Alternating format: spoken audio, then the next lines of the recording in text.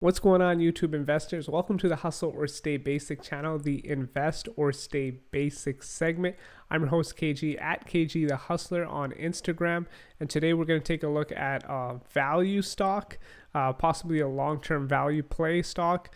And of course, we're going to learn about, how the company generates revenue, what the company does, a couple of valuation metrics, what analysts think, and my final thoughts. So if you get value out of this video, subscribe, like the video. I appreciate it. So let's not waste any time and learn about the company. So the company we're going to be taking a look at today is Magellan Aerospace Corporation, ticker symbol MAL, has a market cap of $620 million and is trading for a price per share of $10.75. A couple things to note is it is in the aerospace and defense industry. It offers a 3.93% dividend, almost a 4% dividend, and it has been hammered since that COVID crash. I mean, like most airline industries, and it is down 39% over the last 5 years. All right, so let's take a look at what they do. So in a nutshell, Magellan Aerospace Corporation, they design, engineer, manufacture, and sell aero engine, aerostructure assemblies and components for the aerospace in markets like Canada, United States, Europe, and Asia. Okay, that's pretty cool. And they also do some advanced products for the defense and space markets as well. So really interesting company. I got to see here as a spell check. I mean, I'm Canadian, so I don't think, is it S? Yeah, there you go. We got S here for all you Americans. We fixed it, we're good. Another thing to note is they have been incorporated since 1994. So this is not a new company. They've been around for a while. So sales figures over the last couple of years, they've been consistently over the $900 million mark, actually even surpassing the $1 billion mark in sales.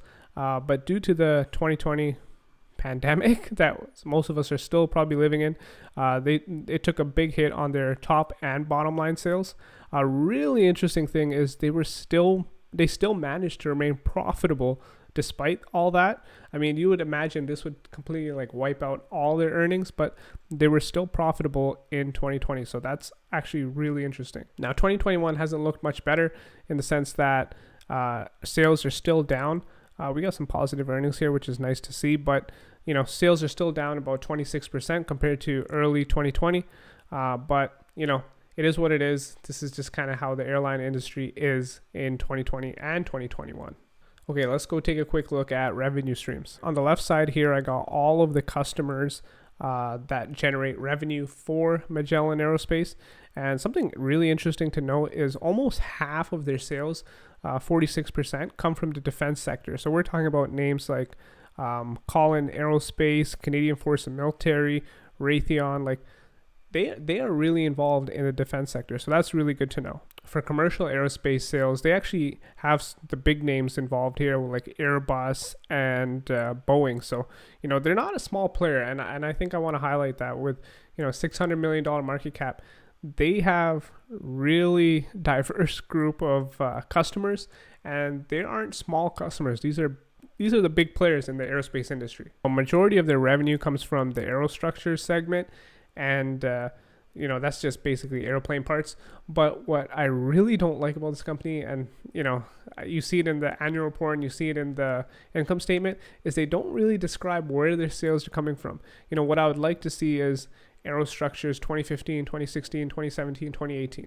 I would even like to see it broken down by customer, like Boeing, Airbus. I want to see which revenues are dropping, which revenues are increasing, and you don't see that with this company in any of the reports. So you're kind of left guessing in terms of, are they growing, where are they growing, what's going on. Okay, now let's take a look at some valuation metrics. So historically, over the last 5 years, you could say that Magellan Aerospace has had a price to cash flow ratio around the 8 mark.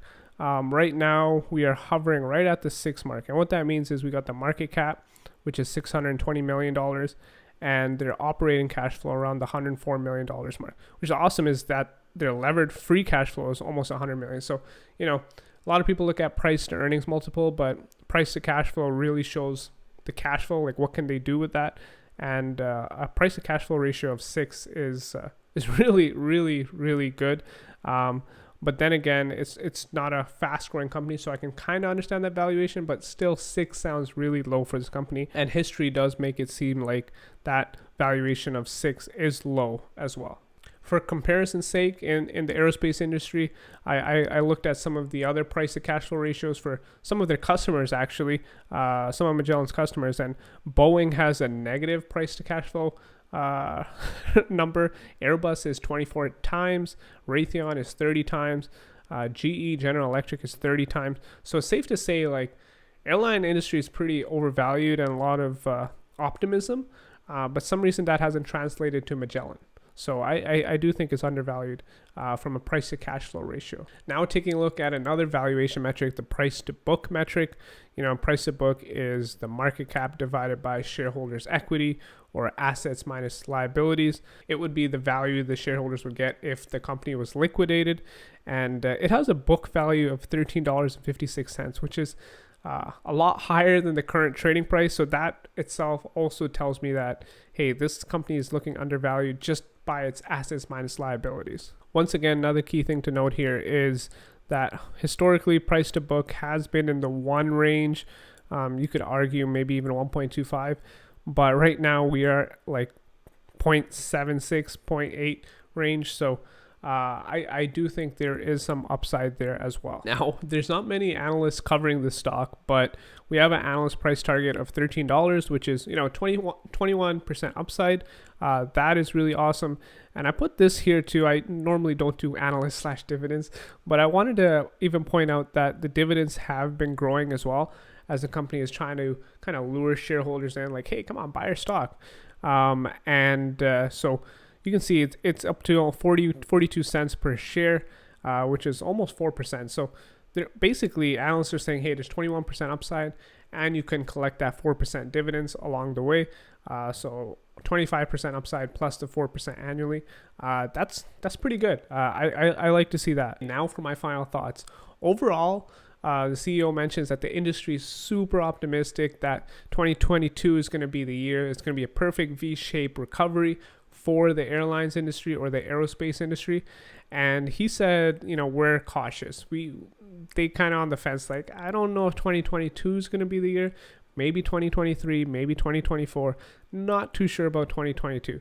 So I think he's expecting might be some more downside along the way. So that's something you should note as well. If you're investing in this company, what your horizon should be. Second thing, I mentioned this earlier, but they got a diverse customer base, and a lot of the contracts are 4 to 5 year contracts. I mean, if you type in Magellan Aerospace, you'll see all kinds of headlines on different types of contracts that they've renewed with Airbus or Boeing or other big players in this industry. So they do have predictable cash flow. So I don't see their sales getting any lower than it did during the pandemic. Third thing, I just wanted to highlight again, I just don't like that they're not giving enough information to shareholders.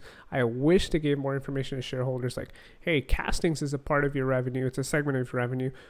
Who's buying the most castings? Why can't we analyze that data and come to our own conclusion? Like, why are you leaving us in the dark there? So I didn't like that. So fourth thing here, valuation looks really good. When you look at the price to cash flow or price to book, it's just alerting you like, hey, this is looking pretty undervalued. And from a balance sheet perspective, I know I didn't share it here in this deck, but they have $75 million in cash, $100 million in debt. It's nothing scary. I mean, the current ratio is 3, which means they can, pay their current liabilities over 3 times. Like, I think they're good. Their balance sheet is looking good. So the last point here really summarizes my final thoughts. And I think this is a 4 to 5 year play. There is a lot of uncertainty. And if you guys are asking me like, hey, what is the uncertainty? I mean, if you think about it, there's the Delta virus. There's a lot of uncertainty about that, how that's going to affect the airline industry, how that's going to affect the world, how good are vaccines against the Delta virus. Second thing is inflation. Now, when you're manufacturing parts, inflation can pay a heavy price to the costs for this company. And if you're already fixed in 4 to 5 year contracts, that could really hurt you. So I think there's some short-term uncertainty with regards to things like inflation, their operations in India, the Delta virus. But I think over 5 years, this is probably going to be a good play. I could probably see a price target of $18 to $20 per share. But then again, like, this is my thing. You got to have a long-term horizon with this stock. So personally myself, I'm thinking of opening a small position with this company. And if there's any additional downside, maybe buying the dip. I do like it as a 5-year play, but once again, I'm not a financial advisor. Please go seek one. This is just me share my opinion on YouTube. If you got value out of this video, like the video, subscribe. I'll catch you guys later. See ya. Bye.